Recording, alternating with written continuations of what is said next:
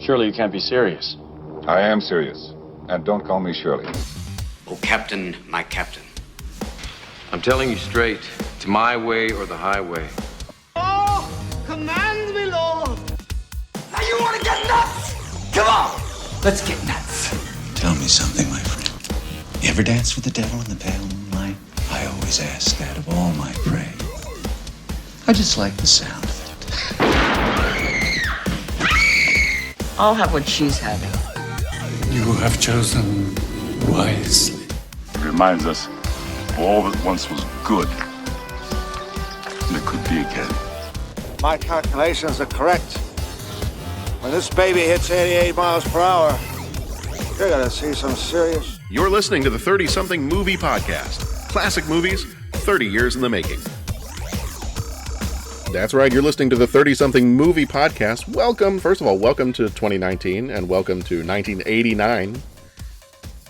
Happy New Year, everybody. If you're listening to this at some time other than the first couple of weeks of January, then you might be a little bit confused, but this is our first episode of the new year of 2019, and so we have transitioned from 1988 to 1989 in our show, and we started this podcast, 4 years ago, almost? 4 years ago, and at the very, very beginning, when asked what movie people were excited to talk about, Pat chose...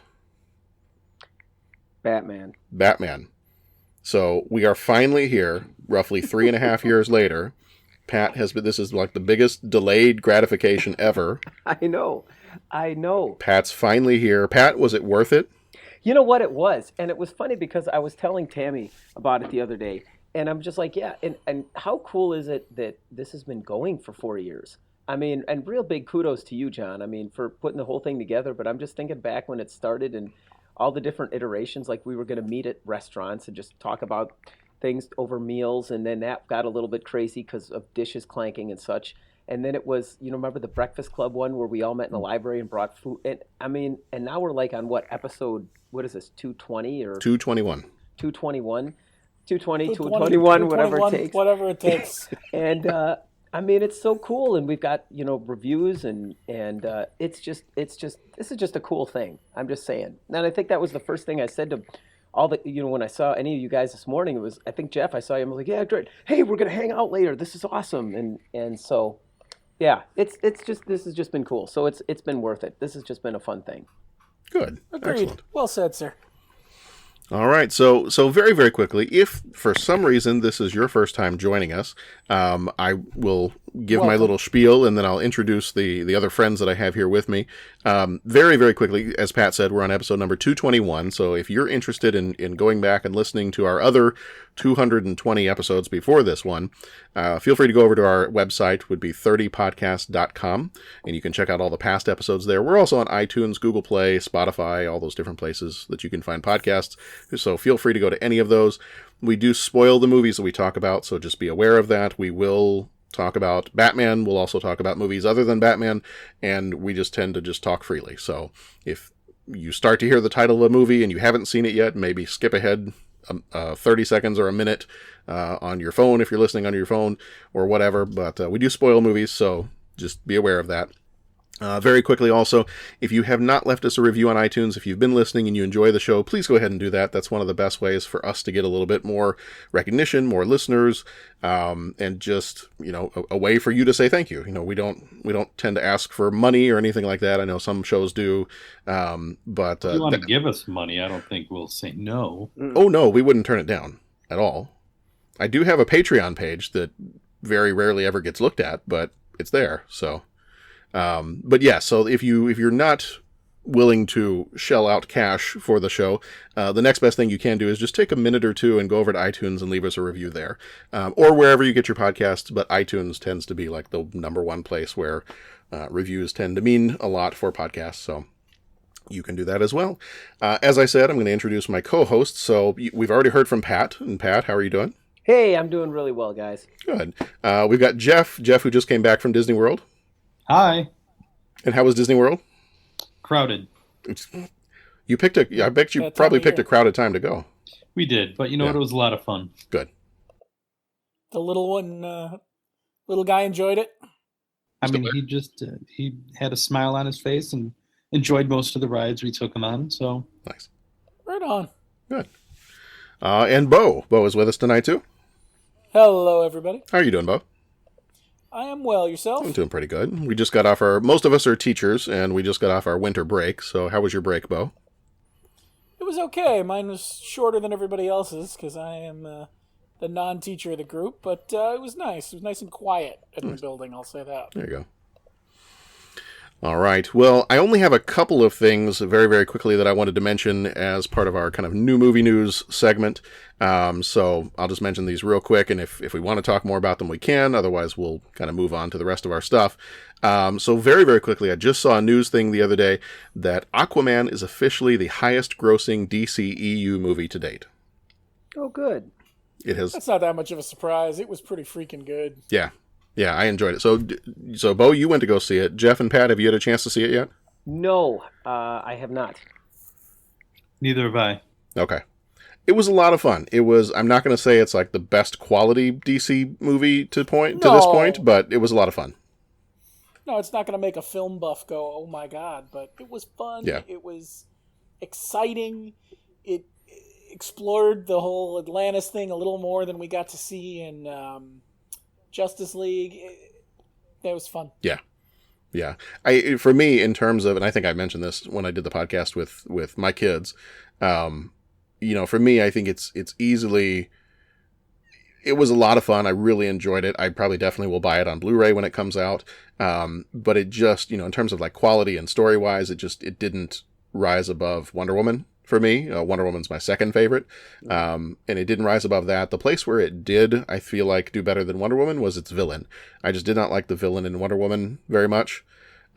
So just kind of as with all the characters kind of built into it and the action and everything else, I really did like Aquaman, but in terms of the actual quality of what I think would be considered a good movie, Wonder Woman I think is definitely a better movie than Aquaman, but still a lot of fun. And one that, if you like to see action movies in the theater, definitely one that needs to be seen in the theater. Got it. All right. My second thing is, this is kind of a surprise one. I had seen some stuff about it, but I have not gone to see it yet, but it is getting all kinds of kudos. The animated Spider-Man movie Into the Spider-Verse has won the Golden Globe for Best Animated Movie of the Year. My brother saw it and loved it. I have heard a lot of people say, not like people that I know in real life, just mostly people that I know on the internet, but I've heard a lot of people say that it is possibly their favorite Marvel movie this year. Really? And that's in the same year that we had Black Panther and Infinity War. And Ant-Man. So, yeah, I would be really curious to see it. I usually shy away from seeing like the animated superhero movies in the theater. But from what I'm hearing, it's definitely well worth a theater watch if you want to do that. I also tend to shy away from some of the Marvel animated movies because I don't think they've been quite as good as DC, but I'm hearing really good things about this one. So was happy to hear that it won the Golden Globe for Best Animated Movie. Cool. So yeah, that one is definitely if I don't see it in the theater, it's definitely a either rent or purchase as soon as it comes out. So I get a chance to see it. All right. Did anybody else have any other new movie news type things that they heard about lately? Anything you want to share before we move on to our other stuff? I saw Mary Poppins Returns, and it was great. Yes. We actually just saw that the other day, too. Oh, okay, good. Okay, yeah. It was really, really an outstanding movie. And I'm just, spoilers. Well, no, I'm not going to spoil. How should I say this? Certain people, certain actors of certain advanced ages that make cameos and look fantastic was incredibly impressive. How about I leave it like that? No spoilers. Mm-hmm. No, I think most of us have heard that he makes an appearance. Yeah. Just an outstanding. So anyways, that movie was a lot of fun. Yeah. Yeah, we went to go see that in the theater on Saturday morning, I think it was. Okay. As kind of our last hurrah before the winter break was over, and everybody loved it. Mm-hmm. John fell asleep in the movie just because he had gone to a sleepover the night before, so it was an expensive nap for him, but Everybody else in the theater, Nora loved the whole thing. We took my wife and her mom, and just everybody really enjoyed it. So I was glad that we enjoyed it, because I had heard some negative reviews before we went to go see it. And I just thought, you know what? We're just going to go. We're going to enjoy. I'm not going to read those or listen to those. Just have fun. Mm-hmm. Cool. I'm excited to see it. Haven't yet, but definitely want to. All right. Okay, so I think we are going to jump on into our This Week in... Actually, it's This Week in 89 now. We had to switch from 88, so it's This Week in 89. This one we do each week, just as kind of a way to look back and see what was going on in the world in 1989. And I've got two events that happened in the world. Since we missed the first week of January, because we took a little bit of a break for our break, this is the 2 weeks of January 1st to January 15th, 1989. My two newsworthy items were on January 8th, 1989. The musical Starlight Express ends its New York City run after 761 performances. Wow. It is one of my favorite musicals of all time. I saw it a few times in London and saw it for the first time in Dallas when I was a kid. And actually just saw it a couple years ago. They did it at the local high school, and it was just amazing that high school kids were acting, singing, and rolling around on roller skates the entire time. I loved what they did. Yeah, I saw that one too. I want to see it professionally now. Nothing against what the high school did. I'm just kind of curious. Yeah. Maybe is the right word. So there was that one. And then on January 9th, I don't know if anybody remembers this one. We were fairly young at the time, but the Pat Sajak show premiered on CBS. Does anybody remember the Pat Sajak show? Oh my God, no. I didn't know he had a show. Yeah, I didn't know that. That's His was meant to be when they were looking at Johnny Carson getting ready to retire. Yeah. When they were looking at Johnny Carson getting ready to retire, they kind of pegged Pat Sajak as his possible replacement. So before Johnny Carson left the Late Show, they pulled Pat Sajak from the daytime Wheel of Fortune. He stayed on as the primetime Wheel of Fortune host, but they had a different host during the daytime. And I vaguely remember that as being a kid, because we used to watch Wheel of Fortune a lot. And so you're now telling me something else I didn't know. I didn't know they had two Wheel of Fortunes. I'm just used to the primetime one. Mm-hmm. Yeah, they had, for a little while, they had a daytime one that had a different host. Oh. Yeah. I don't remember the other host's name, but I do remember that they had that for a while he was doing this show. And this show did not do so well. He started off and I guess his style was okay, but he just didn't really catch on very well. And he kind of had the unfortunate timing of coming around at the same time as Arsenio Hall. So I think ultimately he lost out to that. And his show only lasted maybe a year. And for the last portion of that year, they didn't even have him hosting all of his own shows. He had a lot of guest hosts on at the end. Before it ended. And I guess even the final episode of the Pat Sajak show was not hosted by Pat Sajak. So. Well, that's just weird. I read up on it. I was reading up a little bit on it the other night, and it was kind of a weird story. So if you want to go check out the Wikipedia page on the Pat Sajak show, it's kind of got an interesting story to it. But yeah, it didn't last very long. There apparently was some big controversy about Rush Limbaugh coming on and guest hosting on his show and causing an verbal fight in the audience. So yeah, it sounded a little crazy, but okay. So top book, this one was like the entire month of December, 1988, but The Sands of Time by Sidney Sheldon is still the top book. And I think it will be for the rest of January in 1989. The top movie is Rain Man. And the top songs for the week of January 7th was Every Rose Has Its Thorn by Poison. And the top song for the week of January 14th is My Prerogative by Bobby Brown. Gotta love me some Poison. Oh yeah. All right. Okay, Pat, it's the moment you've been waiting for 3.5 years. Let's talk about Batman 89. You want to get nuts? Come on. Pat's going to start reenacting the scene from When Harry Met Sally. Yeah, that's right. I'll have what he's having. All right, so the movie title for this one, I even need to say it, is Batman. It was released on the 23rd of June, 1989, rated PG-13, with a runtime of 2 hours and 6 minutes, directed by Tim Burton, who also did Beetlejuice, Pee-wee's Big Adventure, and will be doing Dumbo, which is coming out this year. Very quick little side note. he was actually interviewed by somebody. I think they just caught him in the airport the other day, and so I don't know quite what's going on, but Dumbo is supposed to come out in March, and when the person caught him in the airport, he said he's still working on it. So apparently they're still, I mean, that seems like you're cutting it kind of close at that point, but we'll see. So I'm still curious to see Dumbo. The previews look great, but I'm looking forward to it, but I thought that was a little strange that, maybe he just said that because he was caught off guard, but January's a little late to still be. Maybe he didn't want to get drawn into a conversation about it. Right. Producers for this one were Peter Guber and John Peters. Guber did Inner Space and Clue. Peters did Man of Steel and Ali. Writers for this one, for the story and screenplay, were Sam Hamm. Hamm also did Batman Returns and the TV show Mantis. Some rewrites and other work were done by William Scarron for the screenplay. He also did Beetlejuice and Top Gun. William Scarron also died in 1990. Cinematography was done by Roger Pratt, who also did 12 Monkeys and 2 of the Harry Potter movies. Music was done by Danny Elfman, who did Beetlejuice and Edward Scissorhands.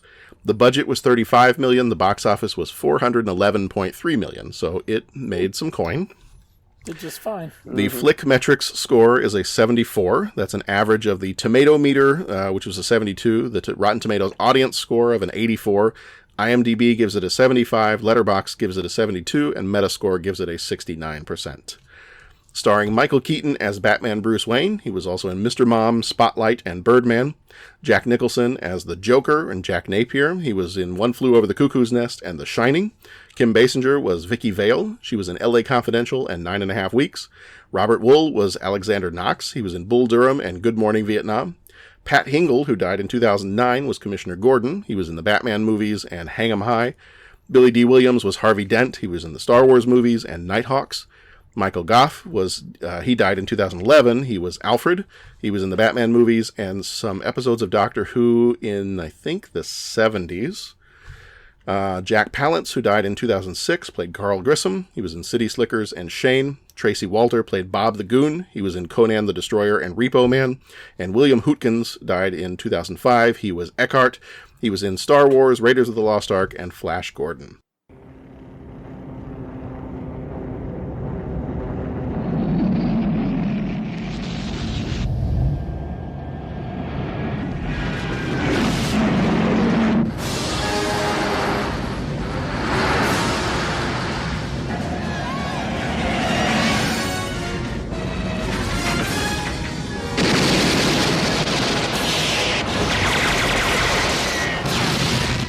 Vicky Vale.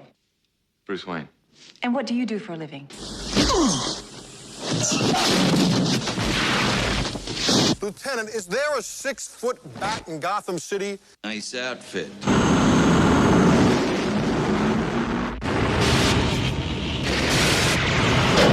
You look fine. I didn't ask.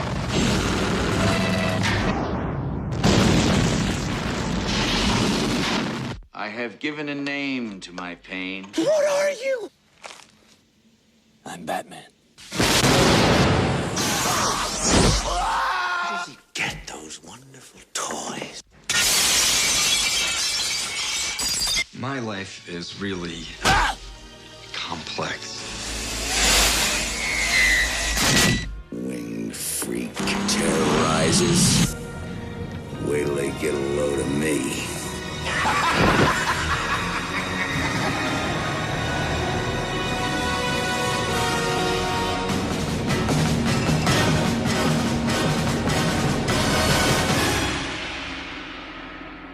All right, so really quickly before we get into talking about the movie and what we liked about it and all that, I found I kind of dug up in some behind-the-scenes stuff, some interesting things about the background of this movie. This movie was originally announced as being in production in 1980, so it took this thing 9 years to eventually come out, and it went through a lot of different changes. A script was written in 1983 that featured the origins of Batman, Robin, and the Joker. So Robin was going to be in this movie almost up until the very end, up until it really started getting made. And once that was done, it was set for a 1985 release. And then at that point, they went through a whole bunch of different directors and changes. And so, they had been working on this for nearly a decade by the time it ultimately came out. This one, it was just going to be called The Batman. And it was supposed to be, they originally wanted it to be a much darker movie, like even darker than it ended up being. But then as they tried to shop it around to different movie studios, they were like, no. We want, where's the 60s Batman? Where's the campy? We want comedy. And at one point, they actually had the director Ivan Reitman was attached to direct this movie. And I'm not kidding. This is who he wanted to play Batman and Robin. He wanted Bill Murray to play Batman and Eddie Murphy to play Robin. Yeah. So thankfully that didn't happen. I don't know what to do with that. Only Ivan Reitman could think that was a good idea. Uh-huh. Well, and I was reading up something too that they had they did have a plan back in the 70s to make another Batman movie, possibly with Adam West, and it was going to be called Batman in Outer Space. Now, see, that would have been terrible but fun all at the same time.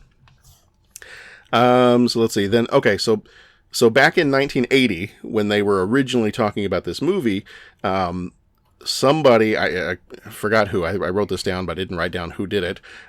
Somebody, as they were talking about potential actors for the Batman movie, somebody brought in to one of the movie studios or to the producers a doctored photo of Jack Nicholson from The Shining with green hair and white face paint and said, hey, he'd be great for the Joker. And then after they went through a whole bunch of different thoughts on who could play Joker, they thought about Willem Dafoe, they thought about... let's see, I think there were a couple other people. Willem Dafoe was one that kind of jumped out at me as one that they had considered for a while. But then they kind of came back around to, hey, wait a minute, we've got this picture of Jack Nicholson that's been sitting here for nearly a decade of him in Joker makeup. That looks perfect. Let's do that. So, all right. Well, so let's start off with... I'm not even going to ask if this is the first time watching this movie, because I'm assuming we've all seen this many, many, many times before. Yes, I have. I think that'd be a true statement. Pretty safe in saying that. Okay. So let's start with this one then. In terms of a Batman story, how does this movie work as a story? It's not quite... I will start by saying it almost doesn't feel like it's quite an origin story, because... when we start the movie, he's already Batman. Like, we're not getting a here's how he became Batman kind of story. We get his parents' death in flashbacks, but we don't get a, it's not like Batman Begins. It's not Batman Year One. Mm-hmm. So it's a little bit different than some of the other movies that we've gotten before, like with Superman, where we have to go through the entire backstory of how he became Superman. But this one's a little bit different. This one starts kind of in... not the middle of the story, but at least he's been Batman for a little while. Yeah, he's already established as the character, which, you know what, I never really thought about it, but I kind of like that that's where it picks up. I would agree. It doesn't waste any time on it. It only tells you what it needs to. You do get some of the origin of it, but you don't get bogged down in it. They don't try to tell you too much. They just give you the nuts and bolts and move on. Mm-hmm. Yeah, I agree. I mean, because when I saw this, I wasn't... I knew the 60s Batman, and I knew... was it the Bozo show that, like, ever so often they'd have, like, a cartoon, and there was a Batman cartoon that they'd play. And I'm sure there was a set schedule, but I remember seeing that and thinking that thing was pretty cool. But I didn't read any of the comics or any of that stuff. So this was like my first experience really with Batman, other than the 60s Batman thing.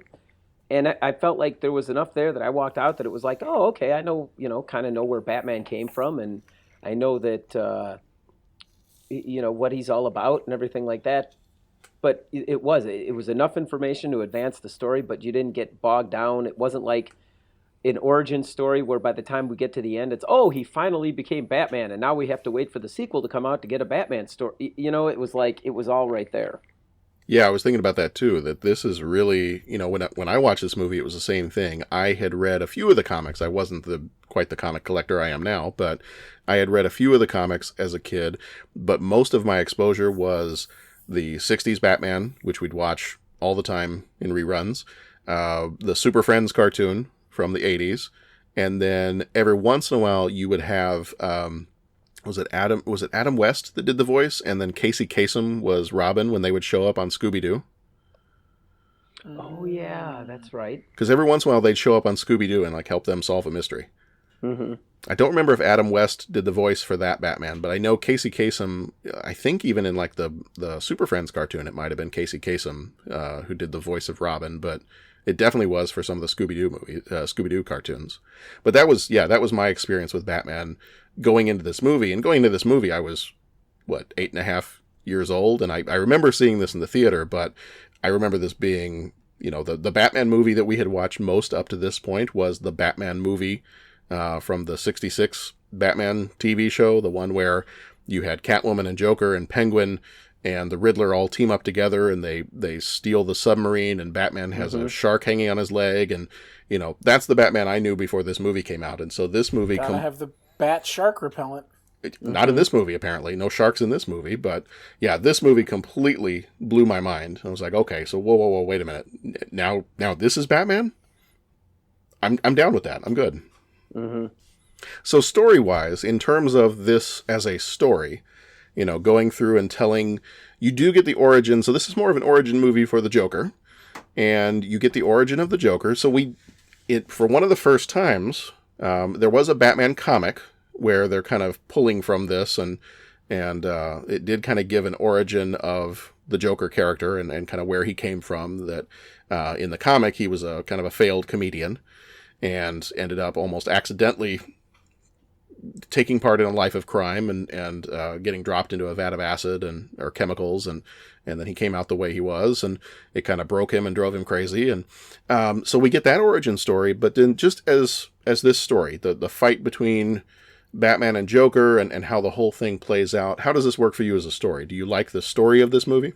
I do. I think the story is the story works in and of itself. They made a choice and they went with it and they ran with it, and every aspect of the story that they went with just works for the story that they wanted to tell. They didn't try to force in too many other aspects, too many other things. They had seemingly had a very clear idea of what they wanted to bring to this movie, and I think they totally nailed it. I agree. I think Jeff said it. I think Jeff said it the best. The stuff that they put in there was, yeah. I'm not even gonna I'll just end up repeating exactly what he said. But yeah, I agree completely with what Jeff said. Yeah, not much to add. I mean, that's... So one of the things that Tim Burton has said about the theme of this movie is that, and this is a direct quote from Tim Burton, he said, "The whole film and mythology of the character is a complete duel of the freaks. It's a fight between two disturbed people." Yeah, I could see that. I think that's one of the things I like about this movie is that, and I notice it, I really only noticed it in watching this movie as an adult, or at least older than a child.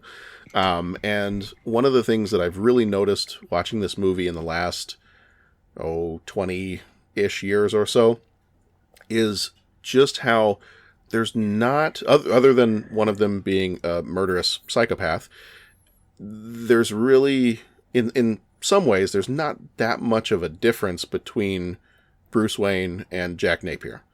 That they've both been broken in some way, and they're both very psychologically damaged, and each one chooses to play out that damage in a different way, but that you're very... And I notice it more so as I get older and I'm watching this in the way that people almost talk about Bruce Wayne and Batman, that, well, what kind of a, what does something like this do to a kid? And that you get that sense that, yes, this is two people that are very broken. And Joker even makes a comment at one point. Doesn't he say something like, I'm forgetting what it is, but isn't there at some point in the movie he says something like, we're really not that different, in not those words, but... Mm-hmm. Yeah, what is the line? We're not that different, you and I. I feel like it comes up somewhere, but this is one of the first times where I remember that you played with the idea that well, you know what? Push Batman just a little bit further, and he's not necessarily all that different from some of his villains. Like, if you were to push him in a more villainous way, then he's still, he's still psychologically broken just like the villains are. He just happens to kind of hold on to that hero mentality and the idea that he's doing good. And I think of this movie as being the first time that I really thought about it that way.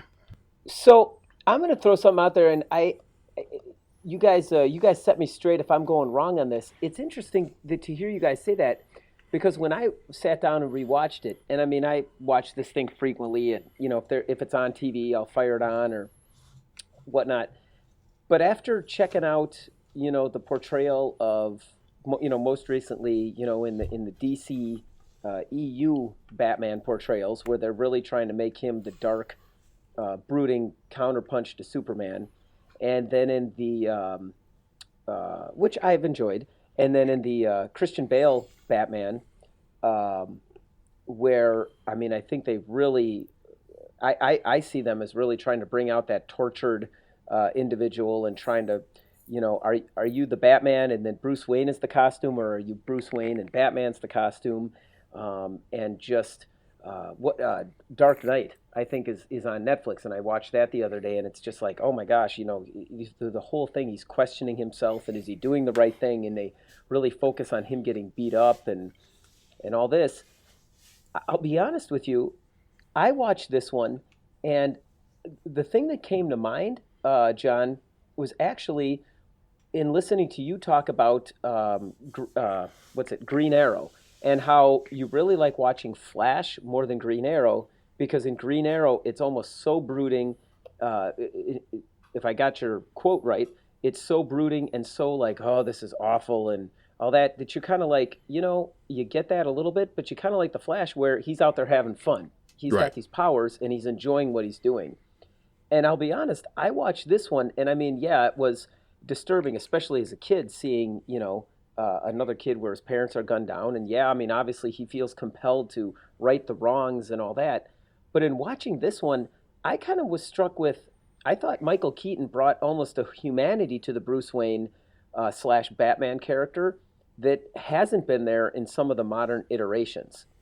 And like I said, if I'm missing something, like, that's cool. But I almost was like, man, this seems to be the most well-adjusted Bruce Wayne that I can think of in some of our modern Batman things. I mean, yeah, he's really upset, and yeah, he wants to get this Jack Napier guy, and yeah, he's out there beating up criminals, but he just seems like a normal dude. You get what I'm saying? I mean, he was, and it seems like he realizes he's got this skill or power or whatever he's got, and yeah, okay, what kind of a world where a man dressed up as a bat steals all my press, but still, he's like, well, no, this is my mission. This is my thing in life. I'm going to go out and I'm going to take care of the crime, the scumbags out there. And so, he seems a little goofy and weird, and maybe it's the portrayal of what's his name, Michael Keaton's portrayal, but he almost seems almost more human or more well-adjusted in this one than any of the other Batmans that we've seen. I agree with you. I think he seems a little bit less obsessed in this one than he does in some of the others. Some of the others, it's the whole idea of Batman is the obsession. Whereas this one, to me, I don't see that obsessed nature. I see that he feels like it's, this happened to him and it's his job to go do this, to go, like, when he puts on the costume and that's his job to go, when he tells, I think he tells Vicky Vale, I think he tells her the one time, he says, I've got to go to work. And, when they're talking about their relationship, and he's like, I would like to, but this guy's out there and I got to go to work right now. And then earlier when he's trying to tell her that he's Batman, he's going through the whole thing. He's like, when somebody else, you know how regular people, they have a job and they wake up in the morning and they get dressed and go downstairs and have breakfast and go to a job and kiss somebody, say goodbye. And he goes through that whole thing. This Batman seems a little bit more like it's it's a job. I mean, a job that he takes very personally, but it's not quite. The Christian Bale Batman is maybe a little bit more obsessed, and definitely the comic book Batman, at least recently, is, or in the last 30, 40 years, is a little bit more obsessed about it. But this Batman, not so much. But I wonder if that's part of the nature of the story. Because as we pointed out, this is a Batman that is already fully immersed in this role of being Batman, right? The movie starts and he's already well established of being Batman. So maybe because, and I'm thinking of just the Christian Bale Batman movies, when, you're seeing it from the ground up, you're seeing him become this character. You're seeing him go through the trials and tribulations of becoming this character, and then it's this brand new shiny thing. So of course you're going to obsess over it like it's your favorite Christmas present. But Michael Keaton, because seemingly his Bruce Wayne has been leading this double life for quite a while now, maybe it's not as shiny and new as it is more of just a responsibility that he has. So he's no longer in that obsessive mind frame.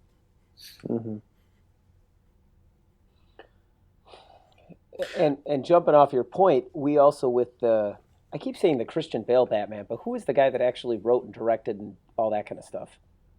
Christopher Nolan. Chris Nolan, yeah. In the Chris Nolan Batman, I mean, you also get the benefit of sequels that are really well done, that really can help flesh out different aspects of the story. Batman Begins, like you were just saying, Jeff, the ground up, the shiny new thing, him establishing himself. Dark Knight, okay, his, Batman versus his arch nemesis, that really, I mean, what a fantastic movie that was on so many different levels. But at its core, Batman and Joker, and, how do you balance all that? And then The Dark Knight Rises, okay, he's been beaten down. How does he pull himself back up? You have, you can really flesh out different aspects of the story. In this, we really don't have sequels that are of that same quality that really can flesh out different aspects of the story. You get what I'm saying? I mean, okay, the Batman Returns, that was the second one. I mean, that kind of started to go a little bit more of the comic book approach, and you get some of that because, I mean, in the sequel, there was him talking with Catwoman, and like, hey, we can find our way out of this, and I know you're damaged, but let me help you, and all this kind of thing. But it really didn't go as in depth. And then once you get into the third and the fourth Batman, let's just say they were making it strides more towards the campy side of things, as opposed to, like quality story that I actually think you got really strongly in the first one. So I think that's my long-winded point is, I agree with what you're saying, and I think what going along with that is we don't have high-quality sequels to this that can help continue that story arc that was started with this. Wait, in this series there was a fourth Batman? No, there wasn't, John. It did not exist. Okay, thank you. It does not exist. I was gonna have to go raid. I was gonna have to go raid the liquor cabinet if we were gonna start that. Retconning right now, huh? Yeah, absolutely. When that movie's involved, yes. Yeah. What movie? Quick tangent. When my brother and sister and I went to go see That Thing in the theater, we were, let's see, I was in high school at the time, and they would have been, my sister probably middle school, my brother elementary school. It was just the three of us that went. I think I took them to go see it. And even as kids, I remember at one point in the movie, all three of us just like looked at each other and were like, what is this piece of crap that we're watching? Yeah. Like, even as kids, we were like, this is not good. Should we like go ask for our money back? So, yeah. But that's a podcast for what, 8 years from now? For never, yeah. Do you guys remember seeing this one? I do. I remember going with my dad. My dad took us, and they had the theater that we went to in the one of the suburbs of Dallas. They actually had a replica of the Batmobile out front at the theater. Oh yeah. So yeah, no, I vividly remember going to see this one. Pat, do you remember going to see this in the theater, or did you catch it at a later Nope. time? I remember seeing it in a theater, and it's funny. It was kind of a father-son trip kind of thing, and well, let me specify. I had a younger brother and a younger sister, so this was like getting to go see a movie with Dad that the younger siblings couldn't go see, and so that made it special. And it was also, I don't know. It might have been like the first. Or one of the first PG-13 movies that I ever saw. So I was kind of getting to that age that I was able to, folks were letting me go out and see some of the movies that had a little bit more higher end kind of stuff.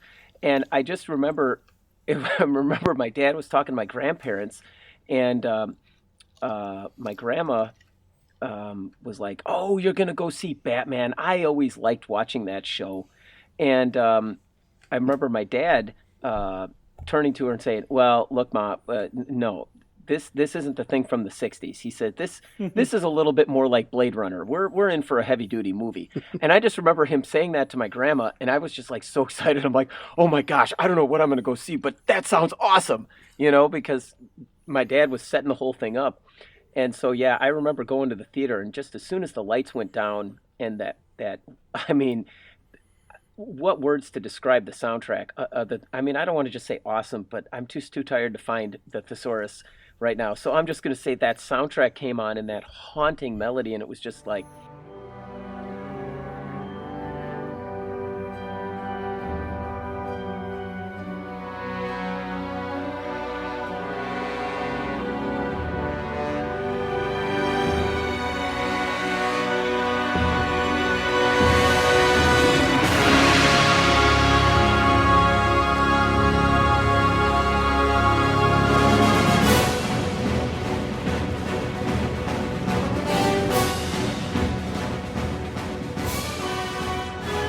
Oh man, buckle up! You're in for a ride. This is going to be really great. Yes. So I such a great theme, and such a great, like, you hear it and it's just exciting. I know. It's outstanding. Yeah, just okay. So I'm gonna keep it short. I don't want to talk over people and all that, but yeah, I can still remember. I can still feel what it was like sitting in that movie theater seat. And just, being excited that week that, my dad said that to my grandma, and I'm just like, oh, wow, this is going to be awesome. And so yeah, I very much remember seeing it in the theater for the first time. Cool. So the one thing I vividly remember about seeing this in the theater was at the very beginning of the movie, when the two crooks up on the roof shoot Batman and he goes down. Mm-hmm. Because up to that point, you didn't have a bulletproof Batman.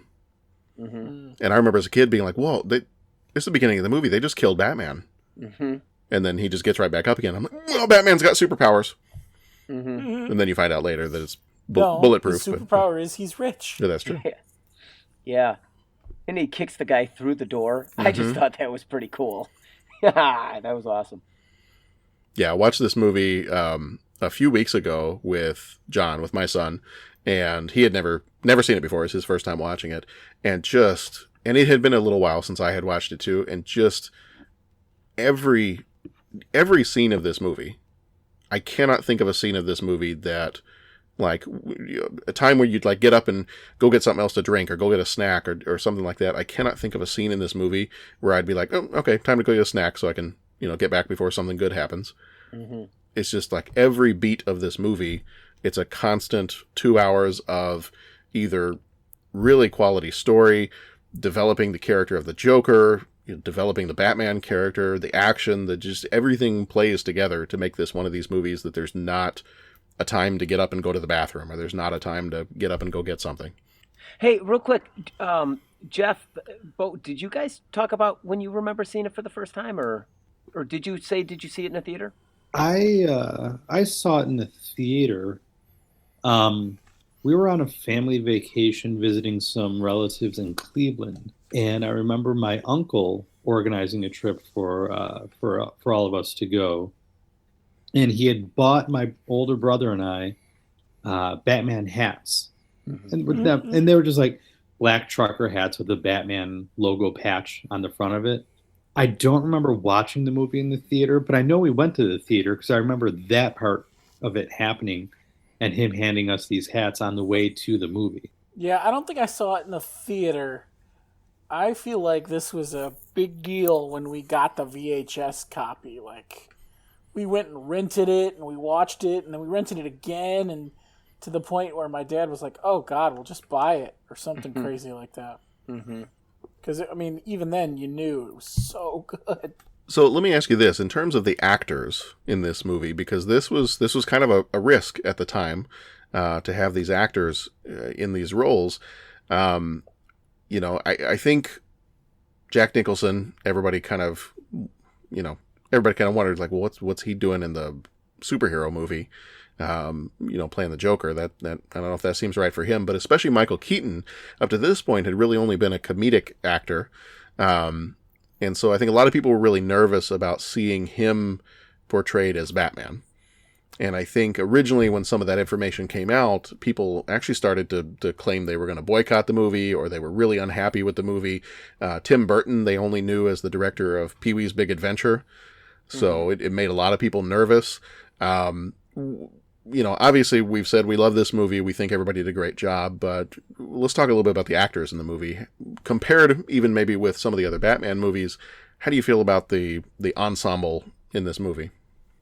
Well, I think it definitely interesting choices. And once you settle on Jack Nicholson as the Joker, then you really got to think carefully about, well, who do we get to be opposite Jack Nicholson? Right. I mean, you got to have somebody who can bring it. Yeah. So the fact that they went with someone like Michael Keaton definitely was a risk at the time, because, like you said, he was doing a lot more comedic roles.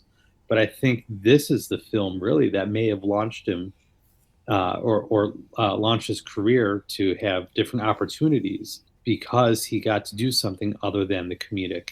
And he definitely brought it. You know, and I've said before, I don't know if I've said it on the podcast or not, but when you're talking about the character of Batman, what you really need to be casting is the character of Bruce Wayne. You need to have a believable Bruce Wayne. Batman isn't that difficult to cast. Bruce Wayne is. But his characterization of Bruce Wayne had such charisma and confidence that, you know, he really commanded the scenes he was in, and by just being very minimal in those scenes. So I think it definitely worked out for him. I would agree. I love the way his Bruce Wayne is so odd. I feel like eccentric. The Bruce Wayne that Christian Bale plays is too much like Batman. He's too brooding and too intense, where I feel like the Michael Keaton Bruce Wayne is kind of a dork. He's rich, so he's still, you know, rich. But he's kind of a dork, and I think it kind of works. I've always liked this Bruce Wayne portrayal. I've thought it was the most genuine to the original thought behind the Bruce Wayne Batman dynamic.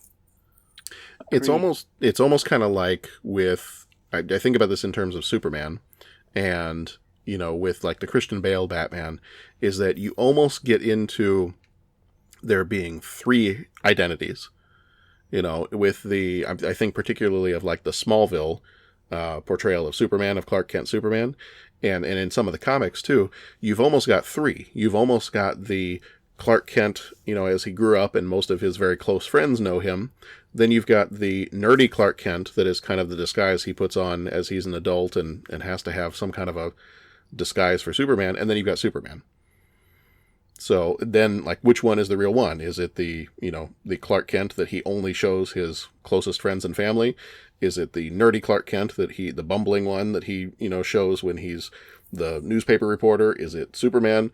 And then you get to like this movie compared with the Christian Bale ones. I almost feel like the Christian Bale ones, he's got the three identities. He's got the, he's the millionaire kind of obsessive, he puts on the show of being the drunk playboy, hanging out with 2 or 3 girls at once, and then he's also Batman.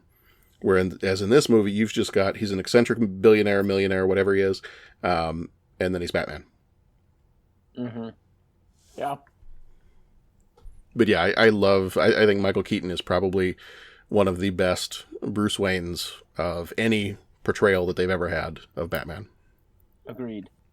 So we talked a little bit about the music, and Danny Elfman was kind of another risk that they were taking at the time. I mean, he had done Pee-wee's Big Adventure, he had done Beetlejuice, but people still kind of thought of him as the guy from Oingo Boingo. So they kind of were like, wait a minute, the director of Pee-wee, the guy from Oingo Boingo, the comedian, they're all going to do a Batman movie. And I think, Pat, maybe you said earlier, the minute you hear that opening theme come on at the very beginning of the movie, when you get the opening credits, it's just like, nope, we're good now. We're off to the races. Yeah. Yeah, and really good themes and good music, and that's sometimes what I struggle with some of the later Batman the movies.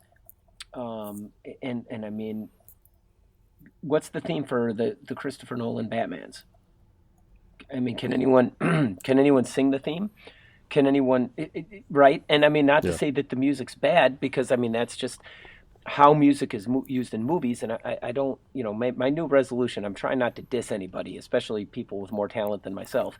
I mean, no knock on it, but if you ask my preference, I mean, what's the theme for Batman? I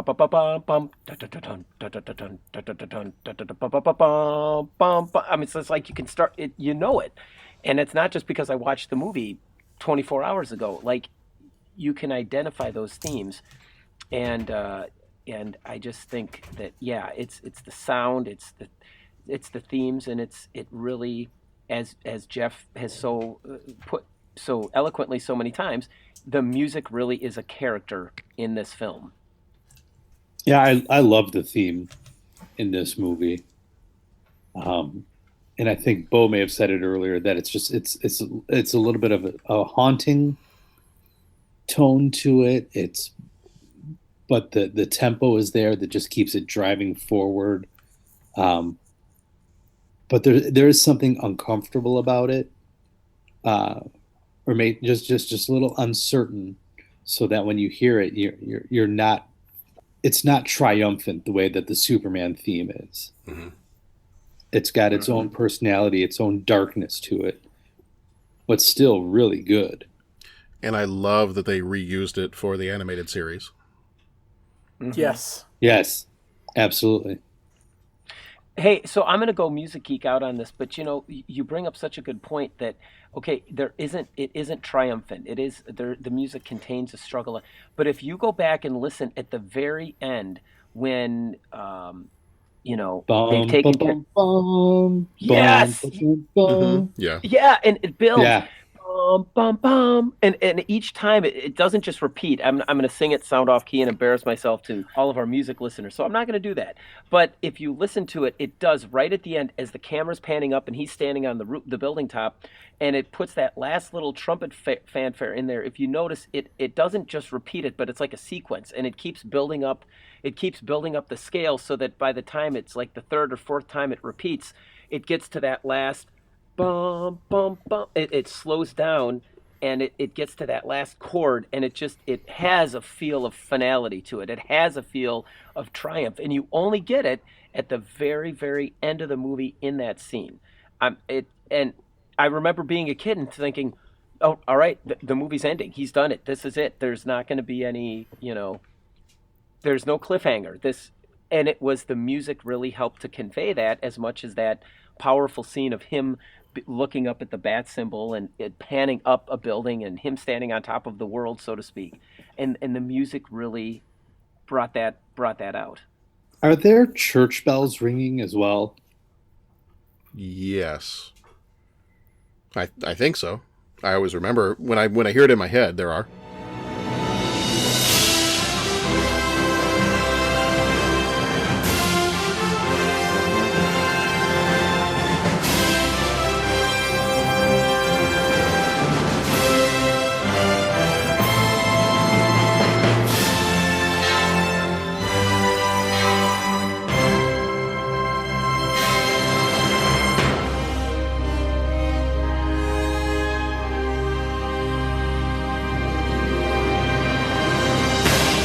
Yeah, like I want to say there's church bells ringing in there as well as just the triumphant music, and you pair that with that final shot of him standing on the ledge of the building, yes, overlooking Gotham. It is like that might be my favorite part of the movie. Actually, it is such such a well shot scene. Mm-hmm. I've got the soundtrack right here. I might start putting it on, but I might like totally throw off our recording. Well, and that last little bit of it where it's the bum bum bum bum bum bum bum, yes. and it does that kind of triumphant thing at the end there. Yes. That always reminded me, at least as an adult, it always reminded me of the 2001 from the movie 2001: A Space Odyssey. The Thus Spake I'm gonna mess it up. Zarathustra.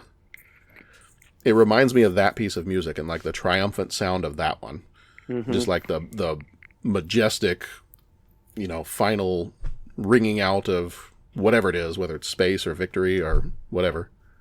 It is, and it's almost and to keep the thematic thing of the movie soundtrack going, it echoes the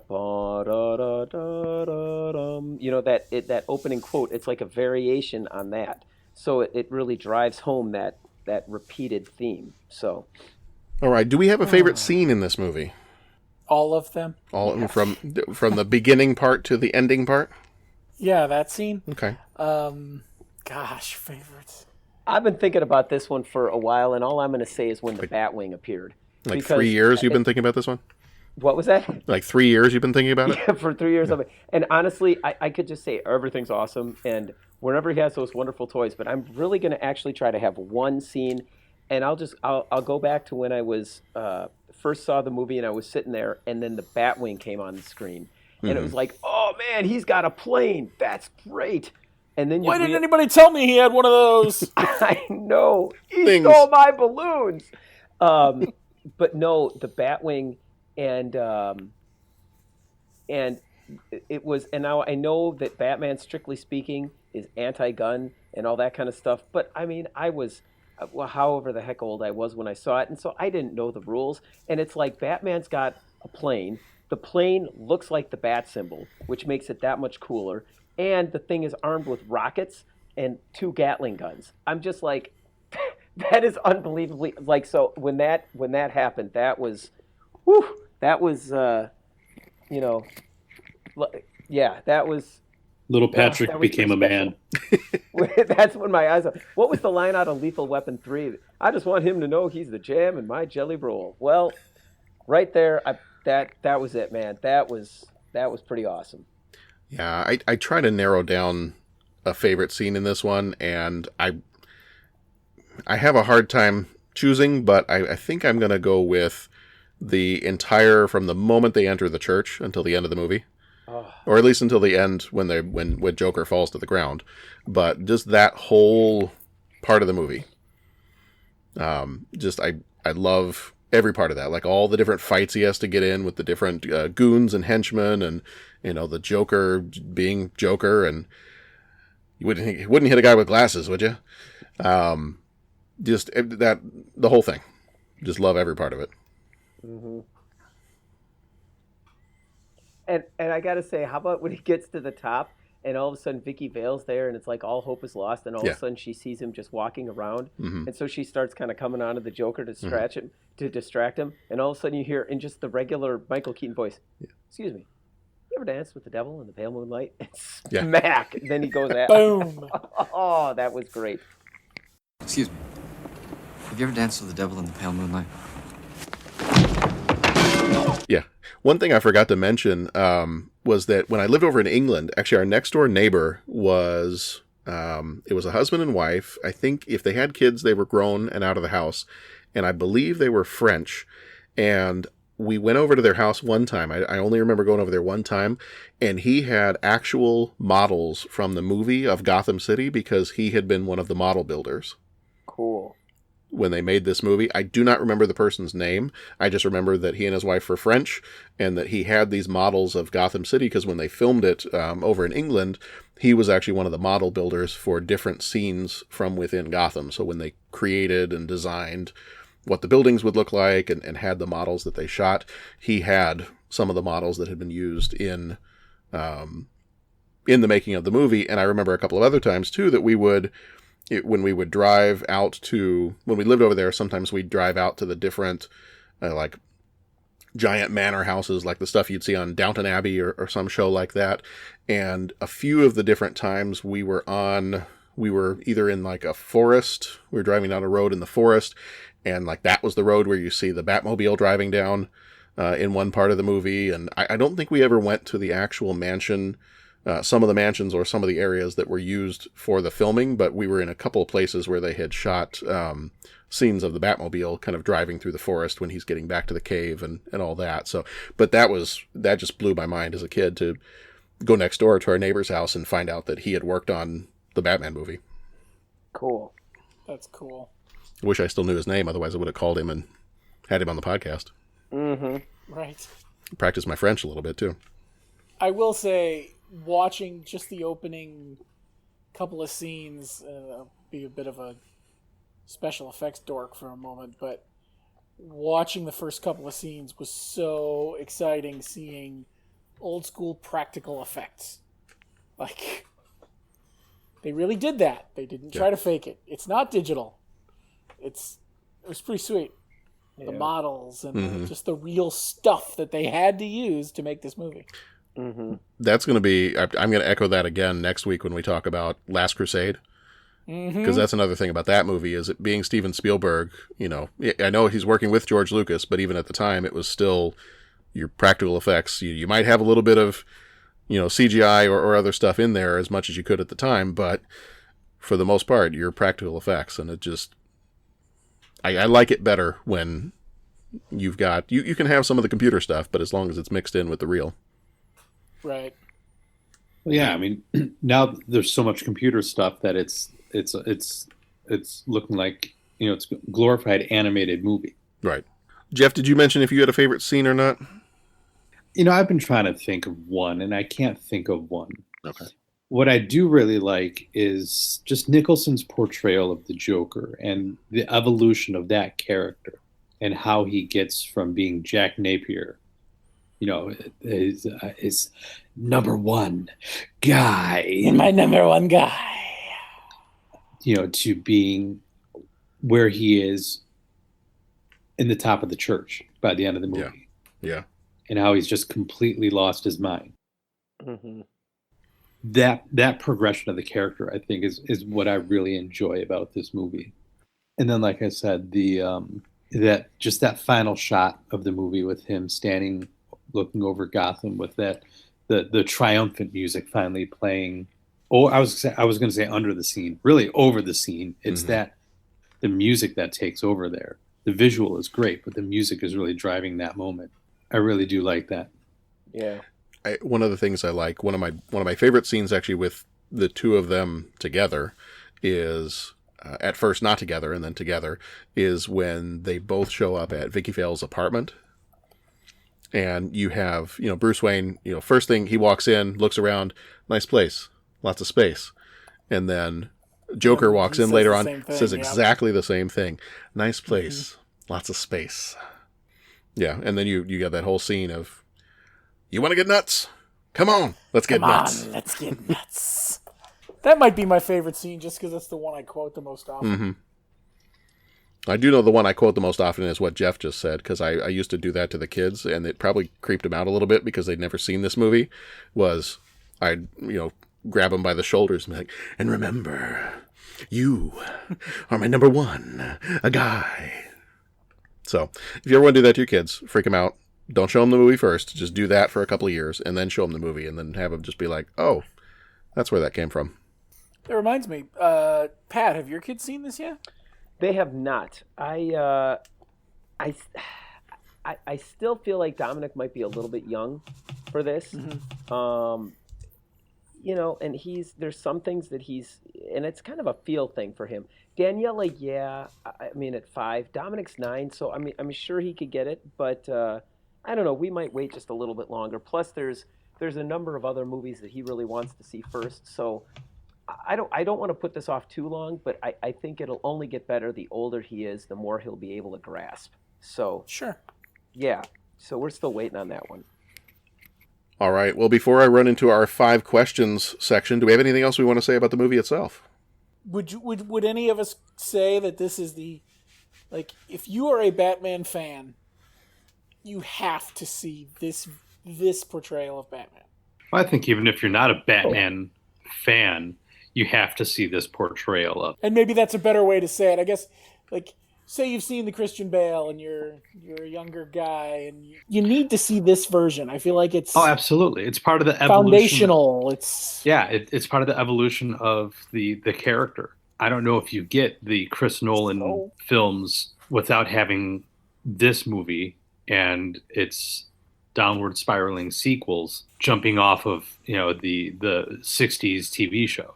Right. Yeah. And I think this one came along at the right time. It had been enough years since the TV show. There weren't a lot of superhero movies going on in the late 80s. So the fact that this one was happening was, it was a big deal at the time.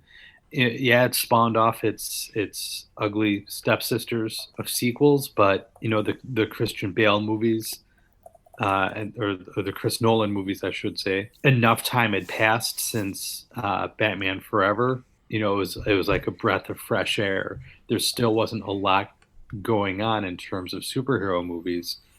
I think at the same time that Batman Begins came out, you were looking at maybe one of the Tobey Maguire Spider-Man movies. Mm-hmm. Oy, yeah, I forgot about those. Maybe an X-Men movie had come out by then. Yeah, you had at least one X-Men movie, because I think X-Men came out in 2000. You had the movie that will not be mentioned, came out in 97. Mm-hmm. And then you had X-Men, I think, came out in 2000. The first Tobey Maguire Spider-Man, I think, was 2002. And then Batman Begins, I believe, was either 2004 or 2005. I thought it was like 2005 maybe. So yeah. So I think, just enough time had passed since the last Batman movie had come out, and there still wasn't a huge push like we're seeing now with superhero movies and these cinematic universes. So I think it's just part of this movie, the '89 Batman, is just part of the evolution of the visual medium of the character. It must be seen. Not that it should be seen. It must be seen by super fans and those that aren't huge fans, because it's just a well done movie. It's a solid story. It's incredibly well acted. I mean, there are a couple of things that I don't like about some of the acting, but overall, I think it's a solid movie that could be enjoyed by everybody should they give it a chance. Well said. So here's a horrible question I'm going to ask that is not part of our 5 questions. Is this your favorite superhero movie? Favorite superhero movie? Mm-hmm. Superhero movie. I don't think so. Okay. It's very well done. I don't know if it's my favorite of all the superhero movies ever, but it's definitely up there. Oh yeah. Yeah, it might be mine though. Okay. That's an interesting way to look at this movie. I hadn't really thought about that. I still think I got to go with, if I had to pick like a favorite superhero movie, I think I got to go Superman 2. Yeah. And maybe part of that is the sentimental attachment of having watched it a lot with my dad, and maybe that's part of that, but Well, you're also, I mean, you'll make no bones about it. Your favorite superhero in general is going to be Superman. Oh yeah. Yeah. Whereas mine tends towards Batman. You're just a darker guy. With a little Thor and Iron Man thrown in for good measure, but that's a tough one. I'd have to think a little more about some of the earlier Marvel Cinematic Universe stuff. Mm-hmm. First couple Iron Mans, first Captain America. But this has got to be close. Where does that come in for you, Pat? Is this favorite or? You know what? Oh man, I can't say that. I mean, if it was favorite, then he'd have mutton chops and like claws coming out of his hands. But I mean, Honestly, I think it's definitely up there, a top 5. I mean, it's great. You need here's what you need. You need the comic book that they did back in the 90s where they mixed, they created an alternate universe where they mixed Marvel and DC characters together. And they actually mixed together Batman and Wolverine and called him Dark Claw. Yeah. Really? That's what I need, man. That would be. I'm going to go look that up. That I'll bring it like to you tomorrow. Right up my alley. Okay, that sounds good. I'll need a sub for my classes. You know what? It's definitely up there. I love this movie. I mean, there's been no joke about that. I love watching this movie. But really, I love watching the Christopher Nolan Batmans as well. Those are great. And then beyond that, Logan. I mean, it's hard to get past that movie. I thought that was a fantastic thing. And then, like Bo was saying, once you go into the Marvel, or Jeff or whoever was saying this before, was once you get into the Marvel universe and you go back. I mean, you go back and watch the original Iron Man. That thing's crazy. Or the original Avengers movie. I mean, that, and especially when that came out, where you have that ensemble cast and you just perfectly blend the humor and the action and there's so many offerings. That would be really hard for me to pick the number one, but this is definitely in the conversation because it's it was nice. It's a great and show. Jeff, did you say it's not your favorite, but it's up there? Yeah, it's definitely up there. I don't know if it's my favorite. I think, as of right now at this recording, I'd have to sit and look at a list of superhero movies because I can't even think of what movies populate that genre. Mm-hmm. I feel confident in saying it's not my favorite. Okay. But I also feel confident saying it's definitely up towards the top of the list, though. Okay. I did just look up a picture of Dark Claw. Yeah. This is quite the character. I'll bring him tomorrow. You guys can take a look at him if you want. Heck yeah, man. Yeah. All right. So I think it's time for our 5 questions. Is everybody ready for 5 questions? Let's do it. Sure. All right. He asks each traveler 5 questions. It's impossible to answer. Impossible because you don't know the answer. Nobody could answer that question. You've got to ask yourself one question. What are you asking me for? I don't know. What you've just said is one of the most insanely idiotic things I have ever heard. At no point in your rambling, incoherent response were you even close to anything that could be considered a rational thought. Everyone in this room is now dumber for having listened to it. I award you no points, and may God have mercy on your soul. So our 5 questions, when we do this each episode, we have 5 questions that are related or loosely related to the movie that we're talking about. So I've got 5 questions. We're going to go through these kind of rapid fire. I'm not going to spend a whole lot of time on each one of them, but we'll have each person give an answer to the 5 questions. We've posted them up ahead of time, so if you had a chance to look on our Twitter, then you saw them ahead of time, and you can feel free to call in or tweet in or whatever you want to do and answer the 5 questions yourself, and we will share your answers on our next episode. So the first of the 5 questions, question number 1. If you were Batman, would you tell Vicky Vale your secret identity? Pat, let's start with you. Oh, Jeff, we'll start with you. No. All right, so you're a definite no? Yeah, definite no. Okay. No. No? She hasn't earned it. Okay. I'm agreeing with everything that's been said. I'd say no. And then even if you were going to say, oh, well, one day maybe they're going to get married and all this kind of stuff. Yeah, but then what you learn is half of marriage is knowing just to keep your mouth shut. And or the secret of marriage is knowing when to keep your mouth shut. And yeah, just keep that on the DL. Right. Well, I mean, it's a secret identity, right? Right. Last time I checked. If you're telling people about it, then it's not really a secret. True. Alfred knows. But you can trust him. Okay.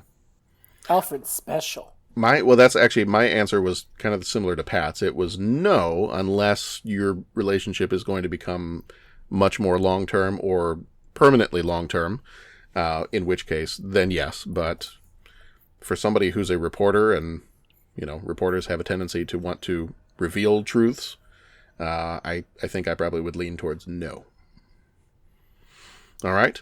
Question number 2. What is your favorite Batman story? And this can be any iteration of Batman that has ever existed, comics, film, TV, something you scratched on the back of a napkin. What is your favorite Batman story? Well, I might just have to say Dark Claw because I'm looking at pictures. This has got to be, for me, I mean, the animated series was awesome, and I do love that when I get the chance to see it. But this is definitely, when it comes to Batman, my go-to. Okay. Favorite Batman story? I wasn't sure what you meant by this question, but in terms of just specific story being told, I love the Court of Owls storyline. Yeah. Scott Snyder's run with Court of Owls was awesome. That the more recent stuff in the comics, the Court of Owls, the Death of the Family was a good one too. Death of the Family was great. Yeah, comic book wise, I couldn't narrow it down comic book wise, so I can't really. That's not going to be my answer.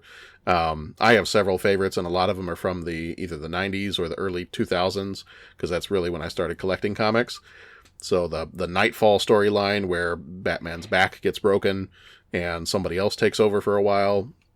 There was a Contagion story where Ra's al Ghul spreads this deadly disease that has no cure, and Robin ends up contracting it, and a lot of the other Batman supporting characters contract this disease, and Batman's got to find a cure to it. And No Man's Land, where Gotham is destroyed by an earthquake, and then it kind of, everything falls apart into like these gang territories, and Batman has his own gang that he's trying to, bring Gotham back to what it was. And so all these different, the Batman vampire stories, the alternate universe where he becomes a vampire, and there's so many of the comic stories that I absolutely love that I have a hard time narrowing it down.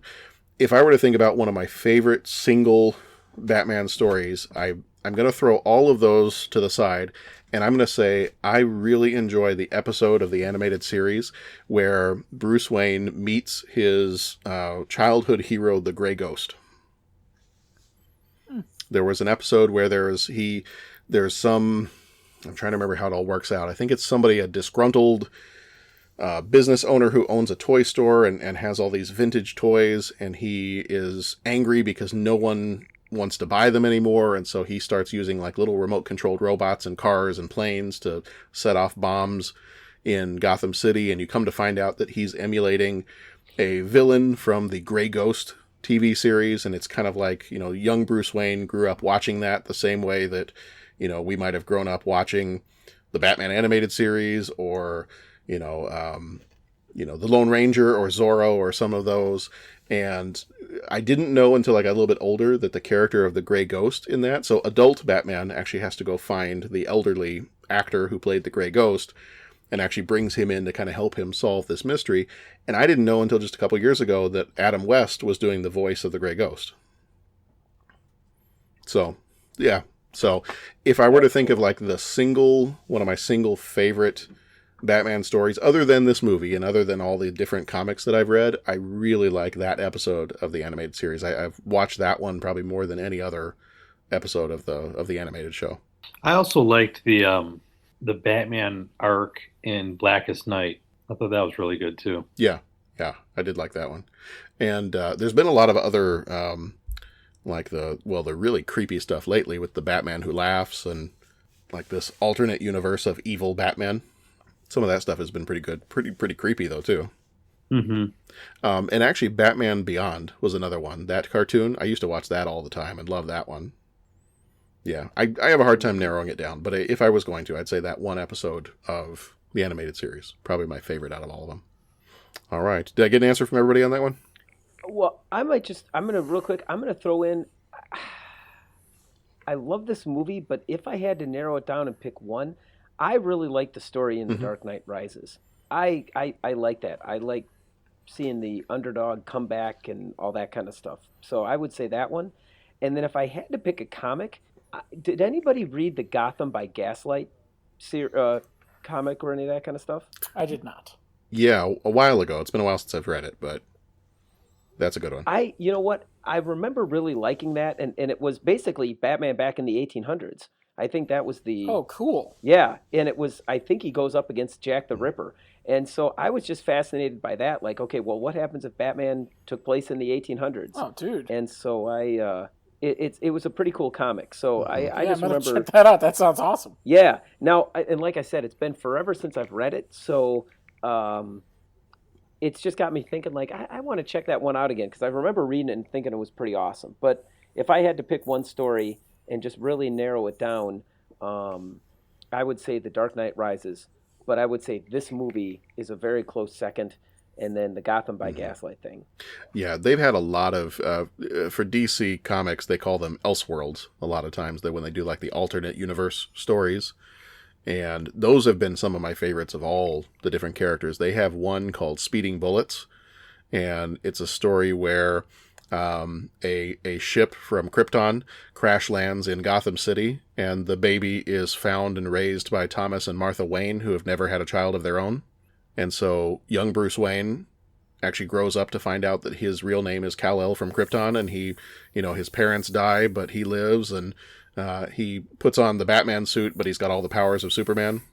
So that one, I've read that one a lot too. And the Batman vampire stories, I really like those, where Batman takes on Dracula and actually at first loses and becomes a vampire. And then he's got to deal with that, trying to remain a hero, but he's also got this thirst for blood and has to deal with trying to overcome that. And you throw in, Catwoman and some werewolves here and there, and it gets pretty crazy. Cool. On a tangent, did you see the Elseworlds episodes from the CW this season? I have not yet. I want to get... Oh, man, they're good. Did not start watching The Flash yet. We're going to wait till the season's over and then catch up. But everything I was hearing about those, I'm like, okay, well, I need to get caught up so I can watch those. Yeah, they were really good, and they ended on a cliffhanger. I think I heard what the cliffhanger is and what would be coming for the next crossovers next year. What'd you hear? Is there a crisis coming? There is a crisis coming. That's what I heard then. Okay. Awesome. Okay. Anyway, what was the next question? Next question is, who is your favorite actor to portray Batman in TV or film? And I'm going to just do mine real fast and say Michael Keaton, with Kevin Conroy and Christian Bale being close seconds.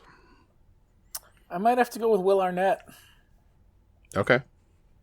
From the Lego movies? Yeah. Mostly tongue-in-cheek on that one, but it's just fun. Michael Keaton being a close second. Darkness. Parents are dead. See, this is what I'm talking about. It's just fun. But Michael Keaton would be a second. Yeah. A close second. Like, it's 1 and 1A, really. Okay. I think it's just so much fun. I think I would just have to agree with what you said. Okay. Michael Keaton in the number 1 slot, and then Kevin Conroy and Christian Bale in the 1B slot. I'd say Michael Keaton. Well, nobody said Val Kilmer, huh? Yeah, Shocking. no. Or George Clooney, for that matter. George Clooney was Batman? Really? Wow. Oh, there you go. Well, maybe I won't have to check that out. All right. If you could have a Batmobile, what kind of vehicle would your Batmobile be? I feel like this is a Pat question all the way. Well, I just got to ask, are you saying what is the coolest vehicle, or is it what is the coolest Batmobile? If you were Batman, what would you build your Batmobile out of? Like, would you take one from that's already been in one of the movies?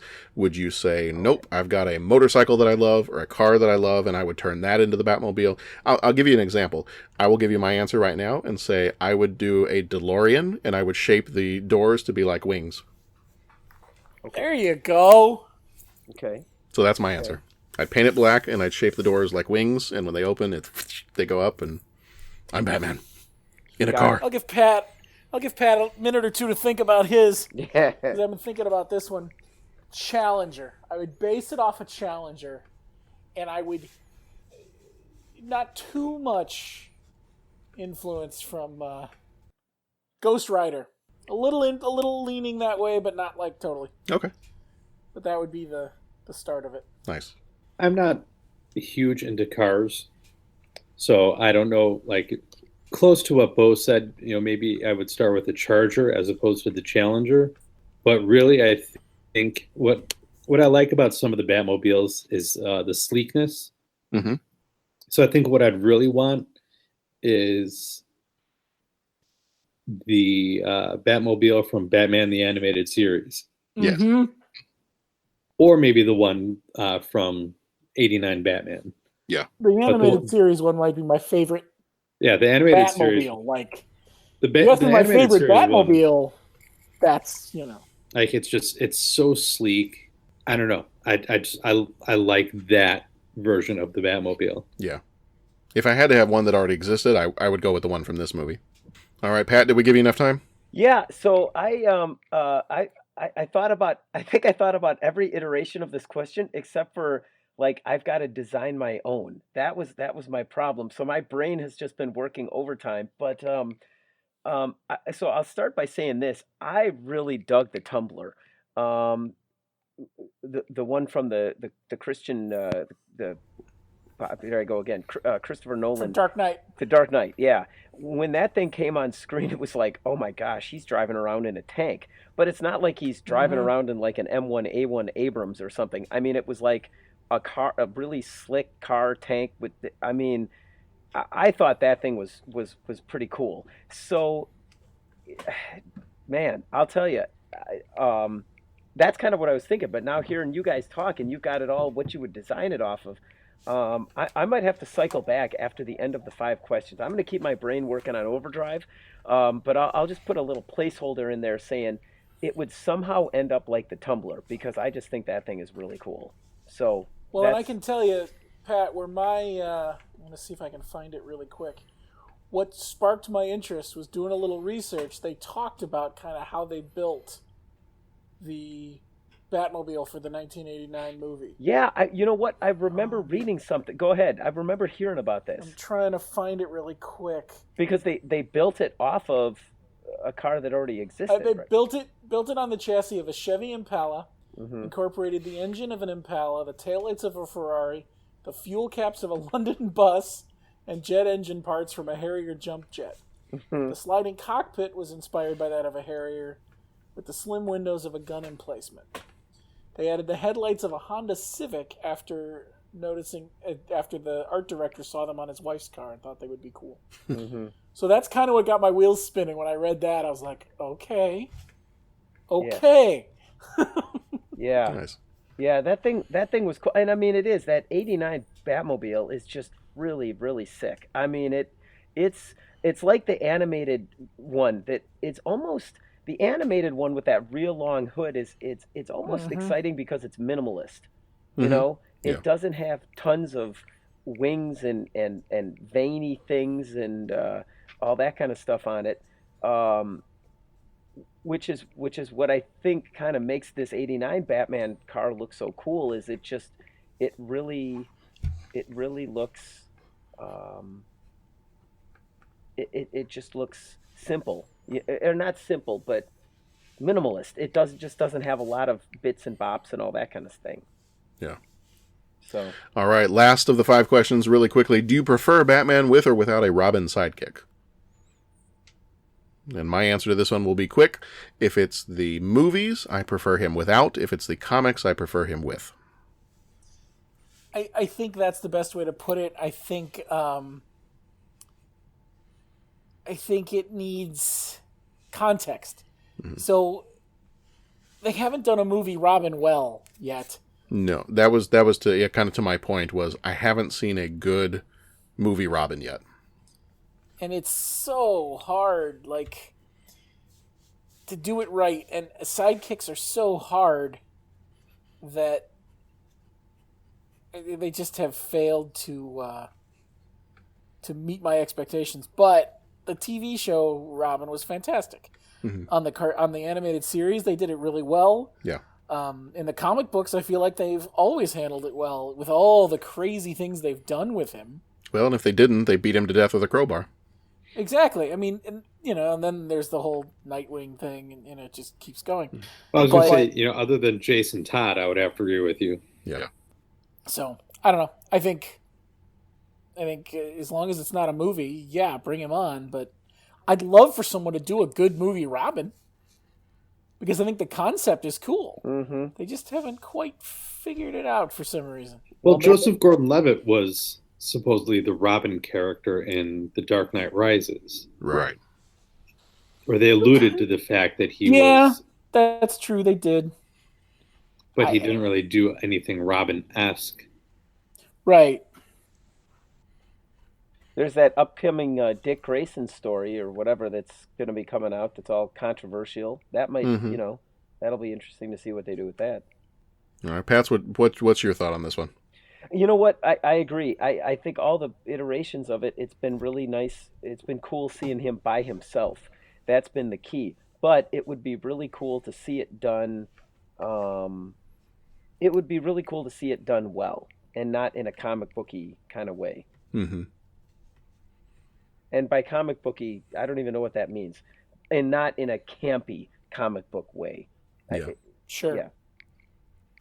And I feel like, and Pat, you're going to love this, I feel like a way that could be done really well is to model it after Logan. Yeah. Because I think one of the tough parts about that is how do you explain why Batman is hanging out with and training a child to fight with him? I think if you had a story where your Robin character, where they needed to be thrust together for some reason, and your Robin character was, I think sometimes the iteration you get of like a Dick Grayson is that, well, he's this, well-behaved, well-mannered kid. Like, well, maybe... Actually, I think my favorite Robin most recently has been in the comics, has been Bruce Wayne's son, Damian. And he is definitely not a well-mannered, well-adjusted little kid. And so I think if you were going to do it and do it well in a movie, I think Logan had that dynamic done really well, where you had the adult, serious superhero, and then you've got a kid that, can kind of hold their own for different reasons, but, they've got to be together for some reason. I think if you were going to do it, you'd have to do it kind of like in that vein. Mm-hmm. Jeff, what did you think? Yay or nay? Well, I would agree. If it's movies, no. Comics, yes. But even so, like, I wouldn't. There are some Robins in the comics that I don't care for. Such, like I said, Jason Todd. Yeah. Get rid of him, which they did. Yeah. He gone. But no, I agree. I really like Damian. I think Damian is a great Robin for the character of Batman. All right. Well, I think that's our 5 questions, and I think that's going to do it for our discussion of Batman. Very, very quickly, I'll add this to our Letterboxd page. If anybody uses Letterboxd, it's an app that you can use to find out more about movies and read reviews, and people make all kinds of awesome lists on it. We have a list of every show that we've ever done up to this point and all the movies that we've talked about. On there, I do go in and I rate every movie. So out of 5, what would you give Batman 89? 20 trillion. 20 trillion out of 5. That's gonna bring the average up a little bit. 5, 2. Okay. I don't know. This one goes to 11. Yeah. Okay. It's great. I love it. I'd go 4.5. Go 4.5. Okay. Yeah. All right. So Jeff is a 4.5, and everybody else is like 5 million. Yeah. Okay. All right. Well, let me calculate the average on that one, and I'll get back to you guys. And I'm going to jump back. I'm sorry. I gave it some thought and everything, and I'm just going to briefly say for the Batmobile, I would, and I don't have the skill to do this, so I say it incredibly humbly. I would need to design something from the ground up, because I think if that's kind of what I figured. What was that? That's kind of what I figured. Yeah, because if it's going to do everything that I would need it to do, I would just. I would just have to start with the list of here's everything it needs to do, and then you just have to build, purpose-built chassis and everything. Yeah, it would probably be a ground-up design by someone that knows what they're doing. And then I would just sit there and say, does it come in black? There you go. So I'm going to use this for spelunking. All right, well, that's going to do it for our Batman 89 discussion. Pat, was it worth the 3-year wait? Oh, it was wonderful. Good. I'm glad. This show is basically all for you. Snotty beat me twice last night. It was wonderful. There we go.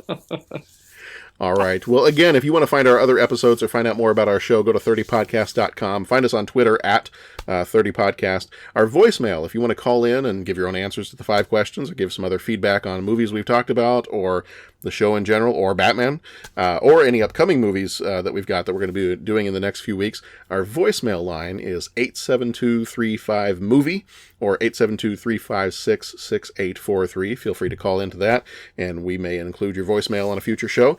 Speaking of future shows, our next episodes, we have an action-packed month of January. Our next episode next week is going to be Indiana Jones and the Last Crusade, and then after that, Lethal Weapon 2, and then finally License to Kill.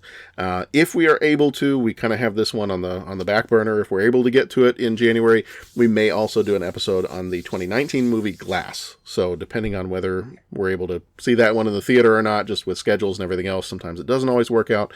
But that one could possibly be a bonus episode that we do in January. So, that is going to do it for the 30-something movie podcast this time around. Thank you, gentlemen, for being on here tonight. Thank you, John. Thank you, John. Be excellent to each other. Go watch some good movies, and we'll see you back here next time for Indiana Jones and the Last Crusade.